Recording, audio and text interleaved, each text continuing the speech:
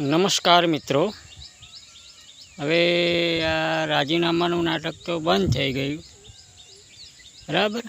આ બધાની વચ્ચે ગોપાલભાઈએ તો શપથ લઈ લીધા ધારાસભ્યના અને એમનું પગાર ભથ્થું પણ ચાલુ થઈ ગયું હવે।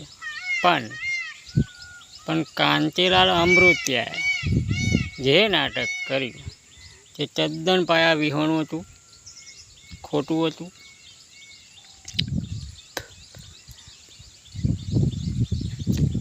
અને એમણે આ બધું નાટક કરીને 2027ની ચૂંટણીની ટિકિટ ફાઇનલ કરી બરાબર।